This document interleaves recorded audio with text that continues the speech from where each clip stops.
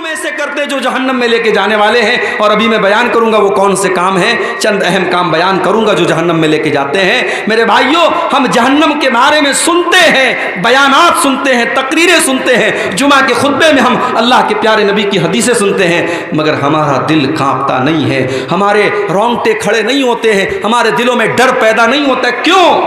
ثم قست قلوبکم من بعد ذلک فہی کالحجارۃ او اشد قسوہ۔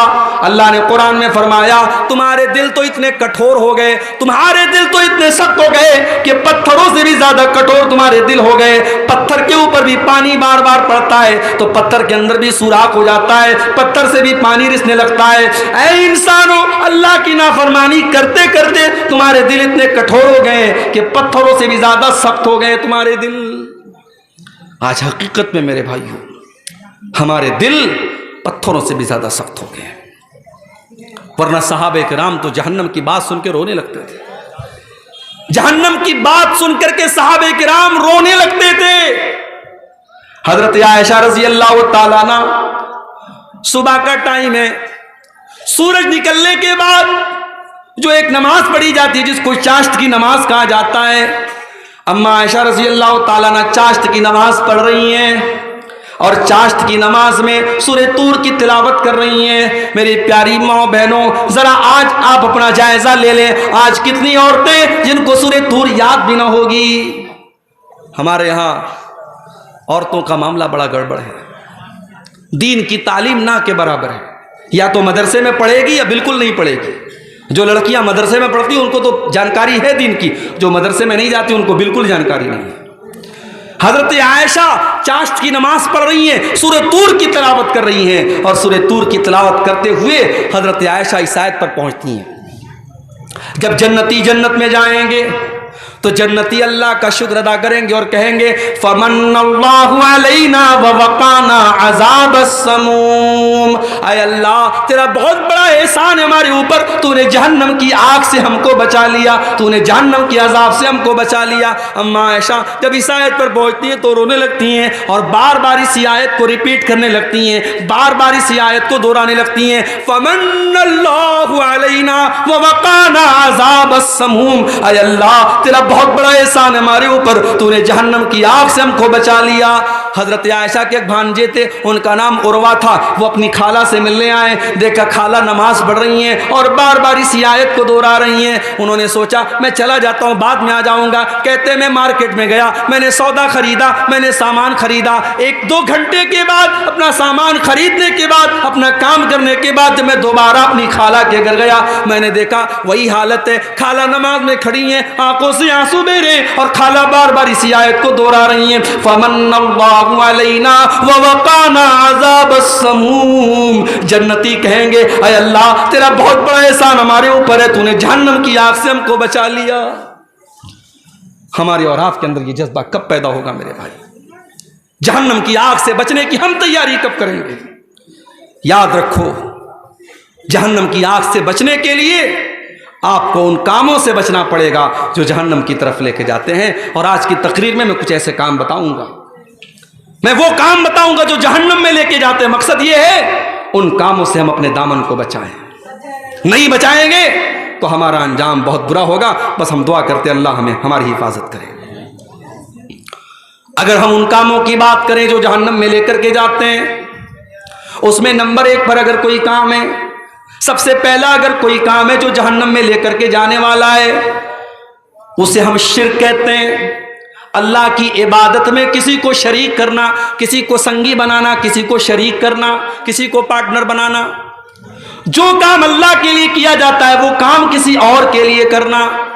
نماز اللہ کے لیے پڑھی جاتی ہے، رکوع اللہ کے لیے ہوتا ہے، سجدہ اللہ کے لیے ہوتا ہے، قسم اللہ کے نام کی کھائی جاتی ہے، جانور اللہ کے نام کا ذبح ہوتا ہے، سر اللہ کے آگے جھکایا جاتا ہے، ہاتھ اللہ کے آگے پھیلایا جاتا ہے۔ یہ سارے کام اگر کسی اور کے ساتھ کیے جاتے ہیں، چاہے وہ کوئی نبی کیوں نہ ہو، چاہے وہ کوئی ولی کیوں نہ ہو، چاہے وہ کوئی جانور کیوں نہ ہو، چاہے وہ کوئی پیڑ کیوں نہ ہو، اللہ کا مقام کسی اور کو دینا یہی شرک ہے میرے پیارے ساتھیوں۔ اور قرآن کہتا ہے انہ من یشرک باللہ बिल्लाहि फ़क़द हर्रम अल्लाहु अलैहिल जन्नह व मअवाहुन नार व मा लिज़्ज़ालिमीन मिन अंसार। जो अल्लाह के साथ शिर्क करेगा उसकी हम मग़फ़िरत नहीं करेंगे, उसका ठिकाना जहन्नम होगा, उसके लिए जन्नत हराम है और वो हमेशा हमेशा जहन्नम में रहेगा।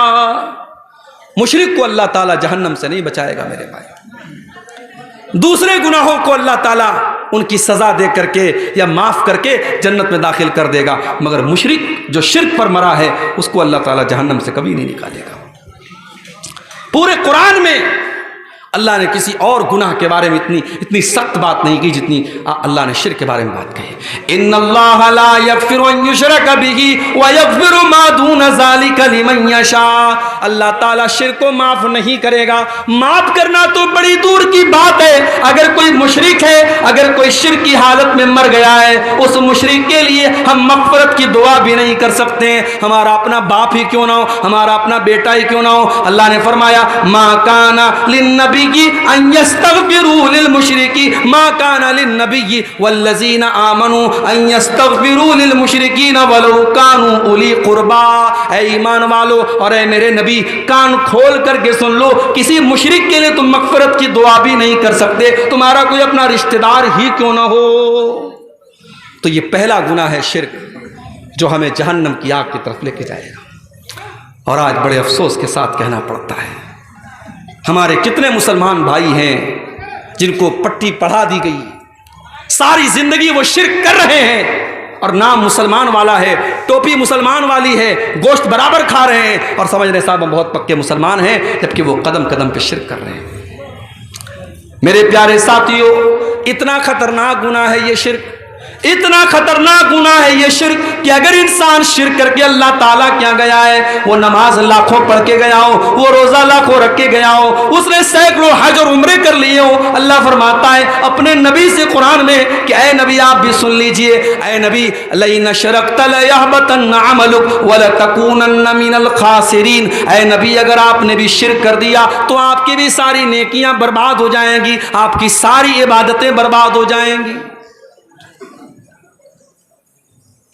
सूरह अनाम में अल्लाह ताला ने 18 नबियों का जिक्र किया और 18 नबियों का जिक्र करने के बाद अल्लाह ने फरमाया वलौ अशरकू लहबिता अन्हुम मा कानू यअमलून। अगर हमारे नबियों ने भी, हमारे पैगंबरों ने भी शिर्क किया होता, उनकी सारी नेकियां बर्बाद हो गई होती। तो ये पहला अमल है मेरे प्यारे साथियों जो जहन्नम में लेकर के जाने वाला है।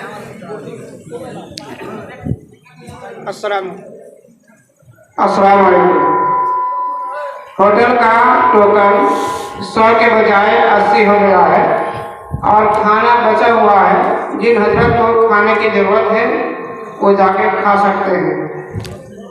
100 के बजाय 80 हो गया है, जिन हजरत को खाने की ज़रूरत हो वो जाके खा सकते हैं। दूसरा गुनाह जो इंसान को जहन्नम की तरफ लेके जाता है, शिर्क आपने सुन लिया। अब शिर्क ही से मिलता जुलता है गुनाह है कुफ्र करना। शिर्क क्या है? अल्लाह की इबादत में किसी को शरीक करना। कुफ्र क्या है? अल्लाह को ना मानना या रसूल को ना मानना या जिन बातों पर ईमान लाना ज़रूरी है उनमें से किसी बात का इनकार करना। मिसाल के तौर पर आदमी अल्लाह को मानता है, रसूल को नहीं मानता, या रसूल को मानता है, अल्लाह की किताबों को नहीं मानता, या अल्लाह की किताबों को मानता है, अल्लाह के फरिश्तों को नहीं मानता, या फरिश्तों को मानता है, तकदीर को नहीं मानता, तकदीर को मानता है, क़यामत को नहीं मानता। जितनी चीज़ों पर ईमान लाना ज़रूरी है, अनिवार्य है, कंपलसरी है, उन चीज़ों में से किसी चीज़ का इनकार करने वाला काफिर है और काफिर भी जन्नत में नहीं जाएगा, जहन्नम में जाएगा। वमन यकफुर बिल ईमान फक़द हबिता अमलुहु। जो अल्लाह ताला के ऊपर ईमान लाने वाली किसी चीज का इनकार करेगा, फक़द हबिता अमलुहु, उसके सारे अमल बर्बाद हो जाएंगे। वहुवा फिल आखिरति मिनल खासिरीन, और आखिरत में वो नुकसान उठाने वालों में से होगा। कुरान में बार बार अल्लाह कहता है हमने काफिरों के लिए जहन्नम तैयार कर रखी, हमने काफिरों के लिए जहन्नम तैयार करके रखी। जो काफिर होगा, जो कुफ्र करेगा, उसके लिए जन्नत हराम है और जहन्नम में वो दाखिल होगा। और आगे बढ़िए, जहन्नम में लेकर के जाने वाली एक और चीज है अल्लाह का मजाक उड़ाना। اللہ کے رسول کا مذاق اڑانا، فرشتوں کا مذاق اڑانا، قرآن کا مذاق اڑانا، شریعت کا مذاق اڑانا، اگر آپ نے شریعت کی کسی چیز کا مذاق اڑایا تو یہ چیز بھی آپ کو اللہ کی جنت سے دور کر دے گی۔ اللہ نے قرآن میں فرمایا قل اب اللہ وآیاتہ ورسولہ کنتم تستہزئون، اے نبی آپ کہہ دیجئے منافقوں سے، کافروں سے، کیا تم اللہ کا مذاق اڑاتے ہو؟ کیا تم اللہ کی آیتوں کا مذاق اڑاتے ہو؟ کیا تم اللہ کے رسول کا مذاق اڑاتے ہو؟ لا تعتذروا قد کفرتم بعد ایمانکم، اے کافرو تم جتنا بھی بہانہ کر لو، اے منافقو تم جتنا بھی بہانہ کر لو، جب تم نے اللہ کا مذاق اڑا لیا، جب تم نے رسول کا مذاق اڑا لیا، جب تم نے اللہ کے فرشتوں کا مذاق اڑا لیا تو تم کافر ہو گئے، تم برباد ہو گئے۔ اس لیے اللہ اور اس کے رسول کا مذاق اڑانے والا کافر ہو جاتا ہے میرے بھائی۔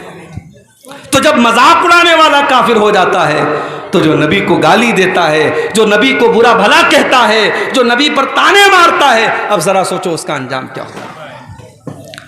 اللہ کے نبی کے دور میں ایک آدمی اسلام قبول کرتا ہے، مسلمان ہوتا ہے، پڑھا لکھا تھا۔ اللہ کے نبی نے اسے ڈیوٹی سونپی کہ قرآن جب اترے تو اس قرآن کو لکھنے والے صحابہ میں آپ نے اس انسان کو بھی شامل کر دیا کہ جب قرآن اترے تو تم لکھ لیا کرو۔ بخاری کے الفاظ ہیں کچھ دنوں تک وہ اللہ کے نبی کے ساتھ رہا اور اللہ کے نبی کے ساتھ کچھ قرآن کی آیتوں کو اس نے لکھا بھی، اور اس کے بعد وہ مرتد ہو گیا، وہ کافر ہو گیا، وہ اسلام کو چھوڑ کے چلا گیا، دوبارہ عیسائی بن گیا۔ جب وہ عیسائی بن گیا اس نے جا کر کے لوگوں میں یہ پروپیگنڈا شروع کر دیا، یہ پھیلانا شروع کر دیا، ارے محمد کو تو کچھ نہیں آتا، جو میں نے لکھ کر کے دیا ہے بس اتنا ہی آتا ہے، اس سے زیادہ تو محمد کو کچھ بھی نہیں آتا ہے۔ اللہ کے نبی پر جھوٹی تہمت لگا رہا ہے، جھوٹا بہتان لگا رہا ہے، الزام لگا رہا ہے۔ اللہ کے نبی خاموش رہے، کوئی جواب نہیں دیا۔ اللہ کے اوپر آپ نے چھوڑ دیا کہ اللہ تیرے نبی کا مذاق اڑا رہا ہے، اب تو فیصلہ کر دے۔ کچھ دنوں کے بعد اس کی موت ہو گئی، وہ آدمی مر گیا۔ مرنے کے بعد اس کی قوم کے لوگوں نے اس کو قبرستان میں لے جا کر کے دفن کیا۔ رات کو دفن کیا، اگلے دن کیا دیکھتے ہیں، اس کی لاش قبر کے باہر پڑی ہوئی ہے۔ اس کے ساتھیوں نے کہا لگتا ہے محمد صلی اللہ علیہ وسلم اور ان کے ساتھیوں نے بدلہ لیا ہے، اسے دشمنی لی ہے اور اس کو قبر سے باہر نکالا ہے۔ انہوں نے اور گہری قبر کھودی اور گہرا گڈھا کھودا اور اس میں اس کو دفن کر دیا۔ اگلے دن پھر جا کے دیکھا تو لاش باہر رکھی ہوئی ہے۔ 3 دن تک لگاتار گڈھا کھودتے رہے، اس انسان کی لاش کو زمین میں دفن کرتے رہے، لیکن زمین نے اس کی لاش کو قبول نہ کیا۔ جب تیسرے دن بھی ایسا ہوتا چلا گیا، وہ سمجھ گئے کہ یہ انسان کا کام نہیں ہے، یہ اللہ کا کام ہے، یہ اللہ کی طرف سے غضب نازل ہو رہا ہے۔ انہوں نے لے جا کر کے اس کی لاش کو کوڑے میں پھینک دیا۔ میرے بھائیوں، آج بھی اگر کوئی نبی کا مذاق اڑاتا ہے، کوئی اللہ کا مذاق اڑاتا ہے، اس کا انجام بہت برا ہونے والا ہے۔ یہ بات یاد رکھو، 1400 سال سے لے کر کے آج تک کی تاریخ گواہ ہے۔ نبی اکرم کا مذاق اڑانے والا اور اسلام کا مذاق اڑانے والا آخرت میں تو جو ہوگا ہوگا، دنیا میں بھی وہ برباد ہونے والا ہے میرے پیارے ساتھی۔ اور آگے بڑھیے، ایک اور چیز ہمیں جہنم میں لے کر کے جانے والی ہے۔ یا ایھا الذین آمنوا لا تاکلوا الربا اضعافا مضاعفا، اے ایمان والو تم سود نہ کھانا، تم بیاج نہ کھانا، واتقوا اللہ لعلکم تفلحون، اللہ سے ڈرو تبھی تم کامیاب ہو سکتے ہو، تم سود کھا کر کے کامیاب نہیں ہو سکتے۔ سود کھانے والا، بیاج کھانے والا، یہ بھی جہنم کو اپنے اوپر لازم کر رہا ہے۔ اللہ کے نبی نے صرف سود کھانے والے پر لعنت نہیں کی، آپ نے فرمایا لعن اللہ آکل الربا وموکلہ وکاتبہ وشاہدیہ، اللہ تعالیٰ کی لعنت ہو سود کھانے والے پر، سود کھلانے والے پر، سود لکھنے والے پر، سود کی گواہی دینے والے پر، اور آپ نے فرمایا سب برابر ہیں۔ اسی لیے علماء کہتے ہیں کہ بینک میں کوئی جاب کرنا صحیح نہیں ہے، کیونکہ بینک کا پورا کام سود پر ہوتا ہے۔ بینک میں آپ کوئی بھی کام کریں گے وہ سود میں سپورٹ ہوگا، वो ब्याज में सपोर्ट होगा। आज बैंक में जॉब करना तो छोड़ दीजिए, मुसलमान धड़ल्ले से सूद खा रहा है, सूद पर मुसलमान अपने मुसलमान भाई को कर्जा दे रहा है और ब्याज की रकम धड़ल्ले से खा रहा है। मेरे प्यारे साथियों, ये सूद खाना, अक्लुर रिबा, ये ब्याज खाना, ये अल्लाह के नबी फरमाते हैं कि हलाक कर देने वाले गुनाहों में से, जहन्नम में लेकर के जाने वाले गुनाहों में से है। और इतना बड़ा गुनाह है सूद खाना। अल्लाह के नबी फरमाते हैं सूद के 70 से भी ज़्यादा दर्जे हैं, जिनमें सबसे हल्का दर्जा ये है अन यज़नी अर्रजुलु बिउम्मिही, इंसान अपनी सगी माँ के साथ ज़िना करे।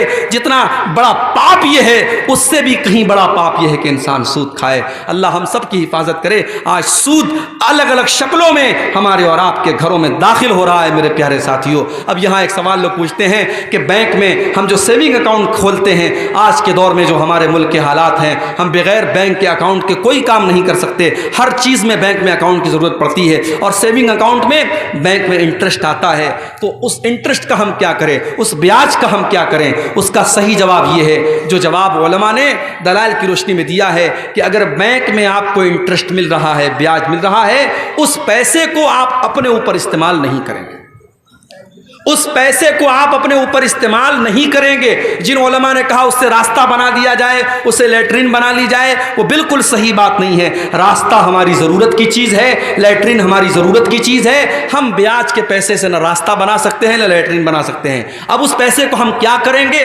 कुछ उलमा ने कहा उसको बैंक में छोड़ दो, वो हमारा पैसा है ही नहीं। हमने अगर अपने अकाउंट में 1000 रुपया जमा किया और 1000 पर अगर 50 रुपया ब्याज मिल रहा है, वो 50 हमारा है ही नहीं, तो हम उसके चक्कर में क्यों पड़े? जो हमारी मूलधन है, जो असल रकम है 1000 रुपया, वो हम ले लें और 50 को छोड़ दें। लेकिन दूसरे उलमा ने कहा नहीं, अगर हम वो पैसा अपने अकाउंट में छोड़ देंगे तो बैंक हमारे पैसे को और इस्तेमाल करेगा, उससे वो और इंटरेस्ट कमाएगा, इसलिए उस पैसे को बैंक वाले को छोड़ना मुनासिब नहीं है। हम उस पैसे को निकालेंगे, उसका कैलकुलेशन करेंगे, उसका हिसाब करेंगे और उस पैसे को हम किसी गरीब आदमी को, किसी ज़रूरतमंद आदमी को, किसी बीमार को हम इलाज के लिए दे देंगे, किसी ज़रूरतमंद की ज़रूरत के लिए दे देंगे, इस मकसद के साथ कि वो पैसा इस्तेमाल हो जाए। और वो पैसा हम अपने ज़ाती इस्तेमाल में नहीं लाएंगे और ना उस पर किसी सवाब की उम्मीद रखेंगे।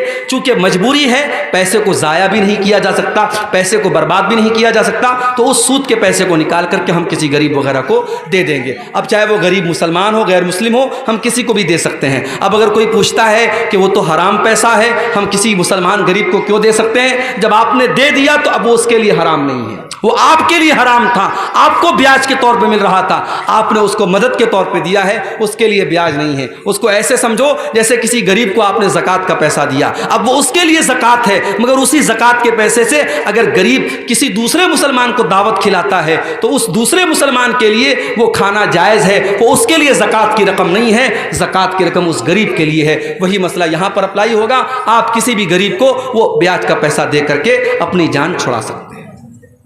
और आगे बढ़िए, जहन्नम में लेकर के जाने वाली एक और चीज़ है मेरे प्यारे साथी, और वो क्या है? यतीम का माल खाना। यतीम का माल खाने वाला भी जहन्नम में जाएगा, क्योंकि यतीम वो बच्चा है जिसने अपने बाप को खोया है। और बाप जब दुनिया से चला गया, बाप बहुत बड़ी दीवार होता है, बाप बहुत बड़ा साया होता है। जिस बच्चे का बाप मर जाए वो बेसहारा हो जाता है। उस बेसहारा और उस बेबस बच्चे का हक मारना ये बड़ी घटिया हरकत है। और अल्लाह ने यतीम का माल खाने वालों के बारे में फरमाया, इन्नल्लज़ीना याकुलूना अम्वालल यतामा ज़ुल्मन इन्नमा याकुलूना फी बुतूनिहिम नारा। जो लोग यतीम का माल नाजायज तरीके से खा जाते हैं वो अपने पेट में जहन्नम की आग भर रहे हैं और अनकरीब वो जहन्नम में जाएंगे। अच्छा, यतीम का माल खाने वाला जहन्नम में जाएगा और इमाम साहब का माल खाने वाला कहाँ जाएगा? 5 टाइम की नमाज पढ़ाने वाला मौलवी जो दुनिया की सबसे खतरनाक ड्यूटी निभा रहा है। दुनिया में सारा मोहल्ला, सारा गांव सोया रहे, मस्जिद का इमाम अगर किसी दिन सोया रह जाए और फजर में टाइम से न पहुंच पाए तो पूरा मोहल्ला गरेबान पकड़ के हिसाब लेता, मौलवी साहब फजर में आप नहीं उठे, फजर में आप नहीं उठे। और उसको तनख्वाह कितनी देते हो? अभी लेटेस्ट वाकया हुआ है हमारे उत्तर प्रदेश में, कानपुर में एक जगह है, उस जगह का नाम है फफूंद। सुना होगा आपने, सोशल मीडिया पे देखा होगा। मौलवी साहब बेचारे नौजवान आदमी, 5000 रुपया सैलरी उनको मिल रही थी, पंखे से लटक करके उन्होंने जान दे दी, सुसाइड कर लिया। इमाम साहब का कमरा खोला गया तो इमाम साहब की लाश मिलती है। ये कौम सिर्फ यतीमों का माल नहीं खा रही है, ये कौम अपने इमामों और अपने मस्जिदों के इमामों और हाफिजों का भी खून चूस रही है। मेरे प्यारे साथियों, इस कौम के पास शादी में उड़ाने के लिए लाखों हैं, हराम रास्तों पे खर्च करने के लिए करोड़ों हैं, और मस्जिदों में ढंग के इमाम रखने के लिए इसके पास तनख्वाह के पैसे नहीं हैं। जब इमाम साहब नमाज पढ़ाते हैं तो ये कौम कहती है इमाम साहब थोड़ा और अच्छी क़िरात कीजिए। इमाम तलाश करती है तो सोचती है कि इमाम अब्दुर्रहमान सुदैस का और इमाम सऊद शुरैम की आवाज़ वाला हमको इमाम मिल जाए, और तनख्वाह क्या देगी? 5,000 रुपया। मेरे प्यारे साथियों, अगर यतीम का माल खाने वाला जहन्नम की आग में जाएगा तो अपने कौम के मौलवियों और इमामों और टीचरों का खून चूसने वाले अभी कितने टीचर हैं मदरसों में, उन बेचारों की तनख्वाह 4,000 5,000 रुपया है, और वो 5,000 रुपया तनख्वाह भी उनको मदरसे का मैनेजमेंट कहता है, मदरसे के नाजिम कहते हैं, मदरसे की कमेटी कहती है कि मौलवी साहब आपके पैसे के बराबर हमारे पास बजट में पैसा नहीं है, आप जाइए चंदा करके लाइए, उसी में से आप अपनी तनख्वाह ले लीजिए। यानी मौलवी बेचारा मदरसे में पढ़ाए भी और उसके बाद सैलरी जब मिलने का टाइम आए तो वो चंदा करके अपनी सैलरी लाए। मेरे प्यारे साथियों, डूब मरे हम, शर्म से डूब मरे, चुल्लू भर पानी में डूब मरे। मेरे नबी ने कहा था मजदूर को उसका पसीना सूखने के पहले उसकी मजदूरी दे दो। या मौलवी और टीचर और मुअल्लिम महीना भर पढ़ाता है, उसके बाद उसकी तनख्वाह का पैसा हमारे पास नहीं होता है। और आज हालात ये हैं, लॉकडाउन के बाद कितने मौलवियों ने मस्जिदों में पढ़ाना बंद कर दिया, मदरसों में पढ़ाना बंद कर दिया।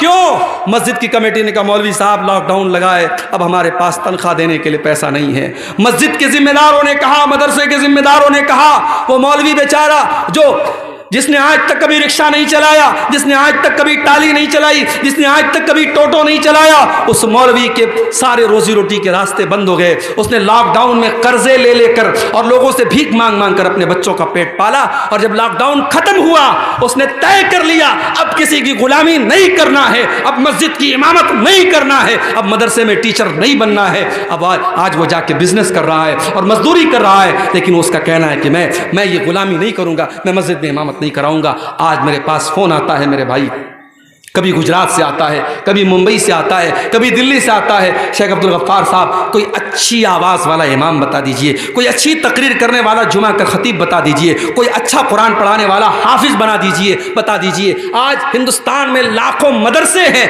हर साल हज़ारों हाफिज और कारी और आलिम बन के निकल रहे हैं, मगर मेरे भाइयों ये हाफिज और ये आलिम ये मदरसों में नहीं पढ़ाना चाहते, ये मस्जिदों में इमाम नहीं बनना चाहते। उनकी ज़िंदगी इतनी खराब कर दी गई, इतनी बेकार कर दी गई और उनको इतनी कम तनख्वाह दी जाती है, अब इस लाइन में कोई आना नहीं चाहता है। मेरे प्यारे साथियों, अगर यतीम बेबस है, अगर यतीम बेसहारा है और यतीम का माल खाने वाला, अल्लाह कुरान में कह रहा है कि उसके पेट में उस हराम खोर के पेट में जहन्नम की आग भरी जाएगी। तो जो उन उलमा का, उन मस्जिदों के इमामों का और उन मदरसे के मौलवियों और हाफिजों का पैसा खा जाते हैं और उनका खून चूसते हैं, वो भी अपने अंजाम के लिए तैयार रहें, उनका अंजाम भी बहुत बुरा होने वाला है। और आगे बढ़िए, एक और चीज़ है जो जहन्नम में लेकर के जाती है, वला तक़रबुज़्ज़िना, ज़िना के करीब न जाना, बदकारी के करीब न जाना। तुम जब जवान हो गए, बालिग हो गए, हमने शादी का सिस्टम रखा, हमने निकाह का सिस्टम रखा, तुमने निकाह क्यों न कर लिया, तुमने शादी क्यों न कर ली, तुमने ज़िना क्यों किया, तुमने नाजायज़ तरीके से संबंध क्यों बनाया, तुमने नाजायज़ तरीके से अपनी ख्वाहिशात को पूरा क्यों किया। वला तक़रबुज़्ज़िना, ज़िना के करीब न जाना, इन्नहु काना फ़ाहिशतन व साअ सबीला। ये ज़िना का रास्ता बड़ा गंदा रास्ता है, बड़ा बुरा रास्ता है।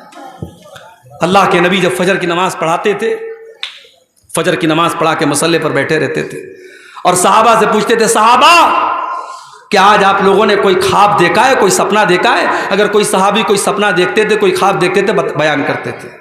और कभी कभी अल्लाह के नबी अपना भी ख्वाब बयान करते थे। एक दिन आपने अपना ख्वाब बयान किया, मैं सोया हुआ था, 2 फरिश्ते मेरे पास आए और मुझे लेकर के गए और बहुत सारी चीज़ें मुझे दिखाई। जब मैं चल रहा था उन फरिश्तों के साथ तो मैंने देखा एक जगह एक तंदूर बना हुआ है, अब पता नहीं तंदूर को आपकी बंगला ज़बान में क्या बोलते हैं, जो रोटी जहाँ बनती है, जिस दुकान पे आपने देखा होगा एक चूल्हा टाइप की एक चीज़ होती है जिसके अंदर रोटी को पकाते हैं, उसको तंदूर बोलते हैं। तो अल्लाह के नबी ने कहा कि मैंने तंदूर के जैसी एक चीज़ देखी, फ़इज़ा फ़ीही लगतुन व अस्वात, मैंने देखा कि उसके अंदर से चिल्लाने की आवाज़ आ रही है, उसके अंदर से चीखने की आवाज़ आ रही है। मैंने फ़रिश्तों से पूछा ये किन लोगों की आवाज़ है? फ़रिश्तों ने कहा भी आप आगे चलिए, हम बाद में बताएंगे। जब बाद में अल्लाह के नबी ने पूछा वो किसकी आवाज़ थी, तो फ़रिश्तों ने कहा हाउलाई ज़ुनात व ज़वानी, ऐ अल्लाह के नबी ये ज़ानियों, ये ज़िनाकार मर्दों की और ज़िनाकार औरतों की आवाज़ थी। उनके नीचे से जहन्नम की आग का अंगारा और जहन्नम की आग उनकी शर्मगाह के अंदर दाखिल होती है, और इस करतूत की सज़ा उनको इस तरीके से बराबर जहन्नम में मिलती रहेगी कि उनको एक तंदूर में डाला जाएगा, और जिस तरीके से तंदूर में किसी चीज़ को पकाया जाता है, उन हराम खोरों, उन जानियों और उन बदकारों की शर्मगाह में आग के शोले जाएंगे और वो चिल्लाएंगे और चीखेंगे। अल्लाह के नबी ने यह अजाब का मंजर देखा था। आज हालात क्या है मेरे भाई? आज हालात ये है, इसी सीमांचल में लोगों ने मुझे बताया कि कितने लड़के और लड़की जब नाजायज ताल्लुक बना लेते हैं और पकड़े जाते हैं तो पंचायत ये फैसला सुनाती है कि लड़का और लड़की दोनों ने गलत काम किया है, लेकिन सजा लड़के को दी जाएगी। लड़के पर 1 लाख रुपए की पेनाल्टी लगाई जाती है और वो 1 लाख लड़का उस लड़की के घर वालों को देता है। और मुझे यहां तक लोगों ने बताया कि बाज बेगैरत और बेशरम लड़कियां इसको पेशा बना लेती हैं और अलग अलग लड़कों को फंसाती हैं, और जब ये मामला केस जब ये पंचायत में जाता है तो यही फैसला सुनाया जाता है कि लड़का 1 लाख रुपया जो है उसको दे, और इस तरीके से उसका काम चलता है। मेरे भाइयों, जिनाकार मर्द और जिनाकार औरत ये दोनों सोसाइटी के लिए बहुत बड़ा अजाब है। अल्लाह ने सूरह नूर के अंदर फरमाया अज़्ज़ानियतु वज़्ज़ानी फजलिदू कुल्ल वाहिदिन मिनहुमा मिअत जल्दा, जिनाकार मर्द को और जिनाकार औरत को अगर वो कुंवारे हैं तो 100 कोड़े की सजा दे दो, 100 कोड़े उनको मारो, और जब ये सजा दो तो किसी बंद कमरे में मत दो। अल्लाह ने फरमाया वलियशहदा अज़ाबहुमा ताइफतुम मिनल मोमिनीन, जिनाकार मर्द को और जिनाकार औरत को खुलेआम ये सजा दी जाए। अगर वो कुंवारा है तो 100 कोड़े की सजा दी जाएगी और शहर से निकाल दिया जाएगा 1 साल के लिए। और अगर शादीशुदा है, अगर लड़की शादीशुदा है, अगर लड़का शादीशुदा है तो शरीयत का ये फैसला है कि उसको रज्म कर दिया जाएगा, उसको पत्थरों से मार मार के खत्म कर दिया जाएगा, उसको सजाए मौत दे दी जाएगी। और मुझे स्टेटमेंट याद आता है राज ठाकरे का, जब दिल्ली में निर्भया कांड हुआ था और एक लड़की को 18-19 साल की लड़की को चलती बस में उसके साथ रेप किया गया और उसकी शर्मगाह में बड़ी बेरहमी से उसको जख्मी किया गया और उसके साथ जानवरों जैसा सलूक किया गया। तो उस वक्त मीडिया में वो कांड बहुत ज़्यादा फैला था। उस वक्त राज ठाकरे ने एक स्टेटमेंट दिया था, उसने कहा था कि अगर जिना की सज़ा और बलात्कार की सज़ा वो दे दी जाए जो इस्लाम ने मुकर्रर की है और जो कुरान ने बताई है तो शायद ये रेप के केस बंद हो जाएंगे। मगर एक बात मुझे कहने दीजिए कि अदालत की नज़र में रेप क्या है? लड़का लड़की के साथ ज़बरदस्ती करे तो ये रेप है, लेकिन इस्लाम की नज़र में अगर इल्लीगल तरीके से, गैर कानूनी तरीके से अगर लड़का लड़की बगैर शादी के, बगैर मैरिज के अगर आपस में संबंध बनाते हैं तो ये रेप ही कहलाएगा, ये ज़िना ही कहलाएगा और दोनों को सज़ा दी जाएगी। अगर आपस की सहमति से ये काम हो रहा है तो दोनों को सज़ा दी जाएगी, और अगर लड़का लड़की के साथ ज़बरदस्ती कर रहा है तो लड़की को सज़ा नहीं दी जाएगी लेकिन लड़के को सज़ा दी जाएगी। मेरे प्यारे साथियों, ये ज़िना समाज के लिए बहुत बड़ा नासूर है। और आज मैं फिर वही बात कहता हूँ जो मैं अक्सर अपनी तकरीरों में कहता हूँ कि ज़िनाकारी को अगर रोकना है एक ही तरीका है मेरे भाइयों, सेकंड कोई ऑप्शन नहीं है। आपको अपनी नौजवान नस्ल को, अपनी बच्चियों को, अपने बच्चों को इस दौर में जब बेहयाई फैल चुकी है और मोबाइल हर आदमी के हाथ में है और हर तरीके की बुराई आसान हो चुकी है और बड़ी आसानी से ज़िना हो सकता है, इस दौर में अगर अपने बच्चों को ज़िना से बचाना है बस एक ही रास्ता है मेरे भाई, निकाह को आसान कर दो। लड़की 18 साल की 19 साल की हो गई, लड़का 20 साल का 22 साल का हो गया, शादी के काबिल हो गए, शादी की उम्र हो गई, देर मत करो, बहाने न करो, जहेज का लालच छोड़ दो, बारात का चक्कर छोड़ दो, रस्म व रिवाज की बेड़ियां छोड़ दो। जो शरीयत ने सिखाया है, जो इस्लाम ने सिखाया है, सिंपल तरीके से, सुन्नत तरीके से। अभी कल हतिया दियारा में कटिहार में प्रोग्राम था, वहाँ एक भाई की बात मुझे बहुत अच्छी लगी। उन्होंने कहा مولانا میرا ایک اللہ سے میں نے ایک وعدہ کیا ہے، عہد کیا ہے، دعا کیجیے اللہ مجھے اس عہد پر قائم رکھے۔ انہوں نے کہا کہ میرے کئی بچے ہیں، 4 بیٹے ہیں، میں نے یہ سوچا ہے میں کسی بیٹے کی شادی میں 1 پیسہ جہیز نہیں لوں گا، اور کل اللہ کے یہاں جب جاؤں گا اللہ پوچھے گا کیا عمل لے کے آیا ہے، تو توحید کی بات میں بیان کروں گا کہ اے اللہ یہ عمل میرا تو قبول کر لے کہ جس سماج میں جہیز لینے کا چلن تھا اور لوگ لالچ کرتے تھے، لاکھ روپے کی 10 لاکھ روپے کی ڈیمانڈ کرتے تھے، اے اللہ اس سماج میں نے 1 پیسہ جہیز نہیں لیا ہے، وہ عمل میں لے کر کے اللہ کے پاس جانا چاہتا ہوں۔ مولانا آپ میرے حق میں دعا کیجیے گا۔ مجھے بات بہت اچھی لگی، کاش یہ سوچ آپ کے میاں بازار کے اور اس جلسے میں اس مجلس میں بیٹھے ہر نوجوان کی اور اس کے گارجین کی ہو جائے۔ میرے پیارے ساتھیوں، آپ نکاح کو آسان کیجیے، آپ جہیز کا چکر چھوڑ دیجیے، بارات کا چکر چھوڑ دیجیے، اور پھر دیکھیے نکاح میں برکت ہوتی ہے کہ نہیں، پھر آپ کے گھر میں سکون آتا ہے کہ نہیں، پھر آپ کے گھر میں بھلائی آتی ہے کہ نہیں۔ آپ اگر زنا کو روکنا چاہتے ہیں تو آپ کو نکاح کو آسان کرنا پڑے گا۔ اور آگے بڑھیے، جہنم میں لے کر کے جانے والا ایک اور عمل ہے اپنی ذمہ داری کو صحیح طریقے سے نہ نبھانا۔ اگر آپ اپنی ذمہ داری کو صحیح طریقے سے نہیں نبھا رہے ہیں تو آپ کے اوپر جنت حرام ہو جائے گی۔ اللہ کے نبی فرماتے ہیں جس کو اللہ تعالیٰ کوئی ذمہ داری عطا کرتا ہے، جس کے اوپر کوئی ذمہ داری اللہ تعالیٰ عطا کرتا ہے، ثم يموت يوم يموت وهو غاش لرعيته الا حرم الله عليه الجنہ، اگر وہ اپنی ذمہ داری کو صحیح طریقے سے نہیں نبھا رہا ہے اور اسی حالت میں مر جاتا ہے، اس کے اوپر جنت حرام ہو جائے گی۔ مدرسے کے ناظموں سن لو، مسجدوں کے متولیوں سن لو، اور گاؤں کے پردھانوں تم بھی سن لو، تمہارے کندھوں پر جو ذمہ داری ڈالی گئی ہے، اگر تم نے اپنی ذمہ داری کا حق ادا نہ کیا، اگر تم نے اپنی کرسی کا اپنے پاور کا حق ادا نہ کیا، تم نے اپنی ذمہ داری کے ساتھ انصاف نہ کیا، اللہ کے نبی فرما رہے ہیں الا حرم اللہ علیہ الجنہ، ایسے انسان کے اوپر جنت حرام ہو جائے گی۔ اور یہاں ایک بات اور نوٹ کر لیجیے، جس طریقے سے مسجد کا متولی ایک ذمہ دار ہے، مدرسے کا سیکریٹری ایک ذمہ دار ہے، جس طریقے سے گاؤں کا پردھان ایک ذمہ دار ہے، اسی طریقے سے ہر گھر میں